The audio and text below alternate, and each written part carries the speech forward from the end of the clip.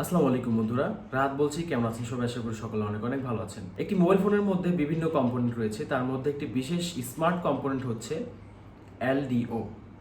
আপনারা হয়তো অনেকেই এলডিও সম্পর্কে জানেন না, এলডিও কি বা কিভাবে কাজ করে এবং এলডিও কিভাবে মাপতে হয় সেই বিষয়গুলো। তো সাধারণত এলডিও হচ্ছে camera section, touch section, display section বা পাওয়ার সেকশনে এলডিও পাওয়া যায়। এলডিও সম্পর্কে অবগত না থাকার কারণে অনেক ফোন আসে যে ফোনগুলো টাচ কাজ করে না বা ডিসপ্লে কালার আসে না, অথবা ফোনটা শর্টিং হয়ে গেছে বা ফোনটা বিভিন্ন পাওয়ারের সমস্যা আছে। তো সেই ক্ষেত্রে কিন্তু আমাদের বিভিন্ন প্রবলেম ফাইন্ড আউট করতে হয় প্রথম কম্পোনেন্ট থেকে। তো একটা এলডিও সমস্যা, সেটা আপনি হয়তো যদি না জানেন বা না মাপতে পারেন, সেক্ষেত্রে কিন্তু সেই ফোনটা আপনি ওকে করতে পারবেন না। তাই আজকের ভিডিওতে আমরা জানতে চলেছি এলডিও সম্পর্কে, এলডিও কিভাবে কি করতে হয় সেই সম্পর্কে বিস্তারিত। চলুন শুরু করা যায়। এলডিও মানে হচ্ছে লো ড্রপ আউট। এটার কি কাজ, কিভাবে কাজ করে এবং কোন সেকশনের মধ্যে এটি মোবাইল ফোনের মধ্যে থাকে সে বিষয় নিয়ে আজকে বিস্তারিত কথা বলবো। তো এটা হচ্ছে এলডিওর ডায়াগ্রাম। এটা আমরা একটু সহজভাবে বোঝানোর জন্য আপনাদেরকে আমরা নেক্সটে চলে যাই।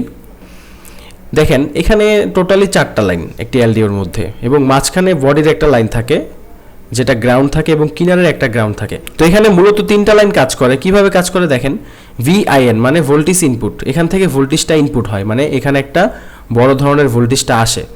এবং এখানে রয়েছে ইএন মানে ইনেবল। ইনেবল হচ্ছে লাইনটাকে সুইচিং করার জন্য। ইনেবল যখন বলবে যে তুমি ভোল্টেজ দাও, তখন ভোল্টেজ ইনপুটের যে লাইনটা ভিআইএন, এই লাইনটা আউটপুটের সাথে সম্পৃক্ত করে দিবে, তখন এই ইনপুটের ভোল্টেজটা আউটপুটে চলে যাবে। যখন ইএন সিগন্যালের লাইনে কোনো সিগন্যাল দিবে না, তখন ভোল্টেজটা এই পাশ থেকে ভিআইএন থেকে ভি আউটপুটে ভোল্টেজটা দিবে না। আমি আরও সহজভাবে আপনাদেরকে একটু বোঝাই। এখানে দেখেন, সাধারণত ক্যামেরা এবং ডিসপ্লে লাইনের মধ্যে এই এলডিওগুলো লাগানো থাকে, এবং কিভাবে এগুলো কাজ করে সেগুলো আপনাকে বুঝতে হবে। এখানে এটা হচ্ছে পাওয়ার আইসি।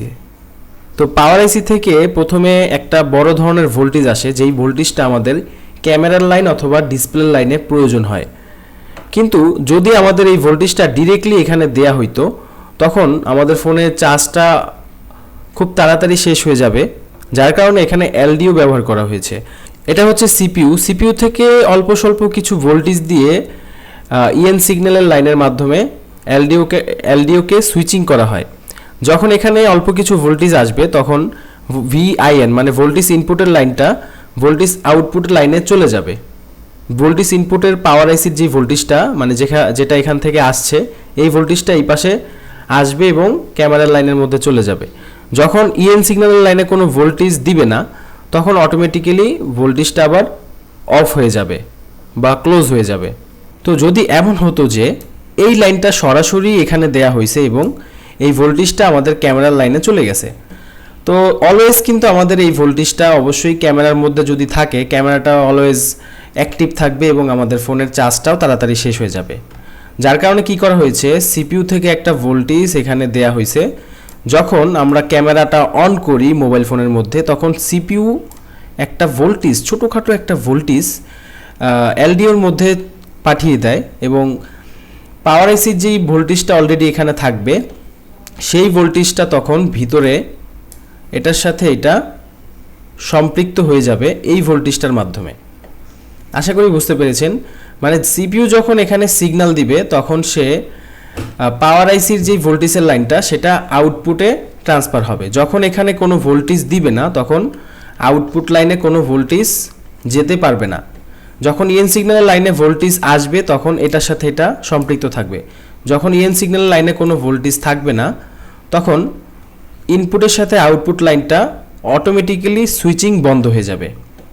তো এলডিওটা মূলত একটা সুইচ হিসাবে কাজ করে। যখন ইএন সিগন্যাল লাইনে ভোল্টেজ থাকবে, তখন সে এটার সাথে এটা সম্পৃক্ত করবে। যখন ভোল্টেজ থাকবে না, তখন সে লাইনটাকে বিচ্ছিন্ন করে দিবে। তো একটা এলডিও খোলার পর অবশ্যই আপনি এই লাইনের মধ্যে রিডিং পাবেন, এবং ফোনটা যখন আপনি হট টেস্টিং করবেন, তখন এখানে ইএন সিগন্যাল লাইনের মধ্যে কিছু ভোল্টেজ পাবেন, যেমন 1.2 ভোল্ট, 1.5 ভোল্ট বা 1.8 ভোল্ট এরকম ভোল্টেজ পাবেন, বা 0.8 ভোল্ট পাইতে পারেন, হালকা কিছু ভোল্টেজ পাবেন। এবং পাওয়ার আইসি থেকে যে লাইনটা আসছে, সেই লাইনটা অবশ্যই অলরেডি সেখানে ভোল্টেজ থাকবে। আপনি হট টেস্টিং করার মাধ্যমে ভোল্টেজটা এখানে টেস্ট করতে পারবেন, কিন্তু এলডিওর অপর পাশে ভোল্টেজটা সেই পর্যন্ত যাবে না যতক্ষণ না আমরা ফোনের ক্যামেরাটা চালু করব, ততক্ষণ পর্যন্ত কিন্তু এই পাশের ভোল্টেজটা এই পাশে যেতে পারবে না। তো যদি ক্যামেরা চালু করি তখন যেতে পারবে, যাওয়ার পরে এখানে ভোল্টেজ আসবে। ঠিক আছে, তো এই হচ্ছে এলডিওর কাজ।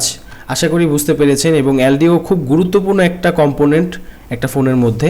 অনেক সমস্যা আছে যেই সমস্যাগুলো আপনারা সব ধরনের কম্পোনেন্ট মেপে ফেলেন, কিন্তু এলডিওর লাইনগুলো মাপতে পারেন না। তো যার কারণে কিন্তু ঝামেলা হয়। আমি আরেকটু সহজভাবে বলি, এখানে আপনারা অবশ্যই ভোল্টেজ পাবেন যখন আপনারা এলডিওর কোনো লাইন মাপতে যাবেন। এখানে মাল্টিমিটারে ডিসি ভোল্টেজে রেখে মাপলে আপনারা ভোল্টেজ পাবেন।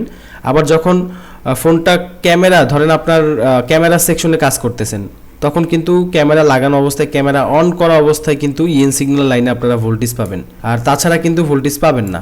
তো এইটাও চেক করতে হবে। এবং তারপরে এখানে আউটপুটে ভোল্টেজটা সাপ্লাই হচ্ছে কিনা সেটাও কিন্তু টেস্ট করতে হবে। ঠিক আছে, এইভাবে হচ্ছে এলডিও টেস্ট করতে হয়। এবং এলডিওর কাজ কি সেটাও আমি আপনাদেরকে সহজভাবে বোঝানোর চেষ্টা করলাম। ইনশাল্লাহ আরও উৎসাহ দিলে আরও বিভিন্ন অজানা বিষয়গুলো আপনাদের সামনে উপস্থাপন করব। আসসালামু আলাইকুম।